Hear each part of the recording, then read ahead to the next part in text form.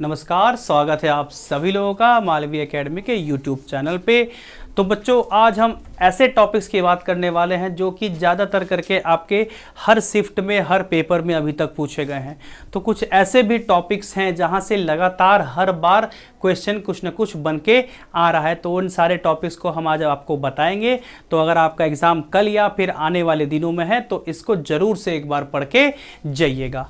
तो यहाँ पे अगर बात करें first chapter relation and function की, तो बच्चा यहाँ पे आपका टाइप ऑफ रिलेशन में मतलब आपका रिफ्लेक्सिव, सिमेट्रिक, ट्रांजिटिव और इक्विवेलेंस रिलेशन पहचानने के लिए आपको कहा जा रहा है बार बार।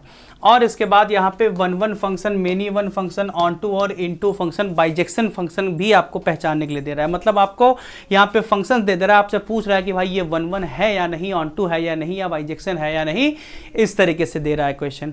यहाँ पे इसको क्वेश्चन आपका मैच द फॉलोइंग टाइप से भी बन रहा है, तो उसके लिए भी भाई आप बिल्कुल तैयार रहिएगा। ठीक है, अगली जो बात है वो किसकी है बच्चा?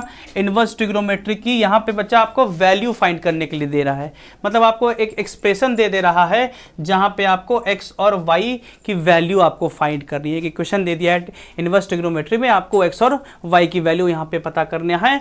और फॉर्मूला बेस्ड क्वेश्चंस भी आपको दिए जा रहे हैं, जहाँ पे आप जो बेसिक फॉर्मूलाज पढ़े थे उनसे रिलेटेड क्वेश्चन पूछ रहा है। मतलब कि भाई tan inverse x plus cot inverse x equal to pi by 2, या फिर sine inverse x plus cot आपका cos inverse x equal to pi by 2, इससे क्वेश्चन पूछ रहा है।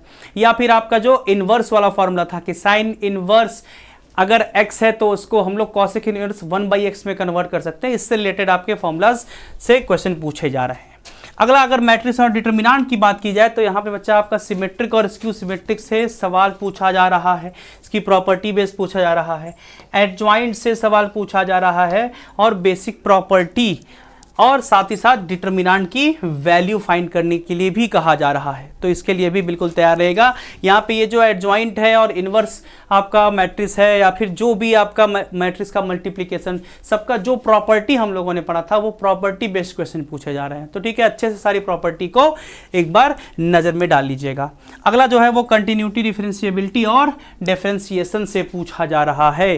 तो कंटिन्यूटी में बेसिकली ये एक कंटिन्यूटी एट अ पॉइंट के सवाल पूछ रहा है। मतलब फंक्शन आपको ब्रेक करके दिया है कि यहां से लेके यहां तक अगर x की वैल्यू के लिए फंक्शन की वैल्यू ये है, और उसके बाद उसके पहले कुछ आपका k दिया हुआ है, तो आपको k की वैल्यू फाइंड करने के लिए कह रहा है कि अगर फंक्शन हमारा क्या है, कंटिन्यूअस है। ठीक है, अगला भाई डिफरेंशिएशन दे रहा है, कुछ बेसिक सा फंक्शन है, या फिर आपका लॉगरिथमिक फंक्शन है, या फिर आपका पैरामेट्रिक फॉर्म ऑफ आपका फंक्शन दिया हुआ है, तो यहां से इसका डिफरेंशिएशन पूछा जा रहा है। तो भाई आप सभी लोगों को अच्छे से पता है कि हमें कैसे अटेम्प्ट करना है इन चीजों को। अगला जो है बच्चा आपका एप्लीकेशन और डेरिवेटिव से इंक्रीजिंग और डिक्रीजिंग फंक्शन, इंटरवल पूछा जा रहा है, किस इंटरवल में इंक्रीजिंग डिक्रीजिंग है, और मैक्सिमा और मिनिमा से भी क्वेश्चंस पूछे जा रहे हैं। तो ये बहुत आपका हॉट टॉपिक है। मतलब भाई इसके क्वेश्चंस आपके हर दिन हर शिफ्ट के पेपर्स में पूछे गए हैं। इसको बहुत अच्छे से पढ़ के जाइएगा। ठीक है, इसको छोड़ने लायक ये है ही नहीं, क्योंकि हर बार एक ना एक सवाल पक्का यहां से पूछा जा रहा है। इंटीग्रेशन और डेफिनेट इंटीग्रेशन की अगर बात करेंगे तो यहाँ पे सब्स्टिट्यूशन द्वारा कैसे इंटीग्रेशन हम करते हैं उससे क्वेश्चंस पूछे जा रहे हैं। अब अगर सब्स्टिट्यूशन आपका डेफिनेट इंटीग्रेशन में है तो वहां पे लिमिट की भी वैल्यू चेंज करना मत भूलिएगा। अगला चीज क्या है, पार्शियल फ्रैक्शन से और आपका डेफिनेट इंटीग्रेशन में प्रॉपर्टी बेस्ड क्वेश्चन पूछ रहा है, जहां पे हम लोग किंग्स की प्रॉपर्टी या फिर -a से a से तक का इंटीग्रेशन, जहां पे हम लोग चेक करते थे कि फंक्शन कहीं हमारा इवन या ऑड तो नहीं है, उस तरह से क्वेश्चन यहाँ पे पूछे जा रहे हैं। अगर एलपी की बात की जाए तो यहाँ पे कुछ भी छूटा नहीं है अभी तक। बाउंडेड एलपीपी से क्वेश्चन आ रहे हैं, मैक्सिमम और मिनिमम फाइंड के लिए कहा जा रहा है आपसे, या फिर आपसे कॉर्नर फाइंड करने के लिए कहा जा रहा है, या फिर आपसे कंस्ट्रेंट फाइंड करने के लिए जा रहा है। मतलब कुछ भी चीज़ें यहाँ पे छूट नहीं रही हैं। जो चीज़ छूटी हुई है उसको हम अभी आगे डिस्कस करेंगे अगले नेक्स्ट वीडियो में। ठीक है, कौन कौन सी टॉपिक्स से क्वेश्चन अभी भी नहीं बने हैं उसकी भी एक वीडियो अभी आपको मिल जाएगी।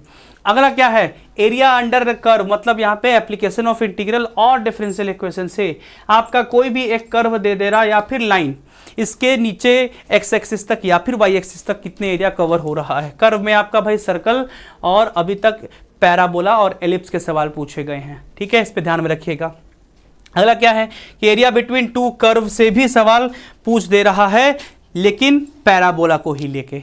अगला क्या है कि आपका डिफरेंशियल इक्वेशन में से ऑर्डर और डिग्री फाइंड करने के लिए बोल रहा है, मैच द फॉलोइंग टाइप से दे रहा है। यहाँ पे होमोजेनस इक्वेशन का सॉल्यूशन पूछा है बच्चा, अभी तक ये नहीं पूछा था, लेकिन आज के पेपर में ये आपके 27 तारीख के पेपर में ये सवाल आज आया है। इसको मैंने पहले बता रखा था कि ये अभी तक इसे सवाल नहीं पूछा गया है, हो सकता है आगे पूछे, तो आज के पेपर में इससे सवाल पूछा गया है।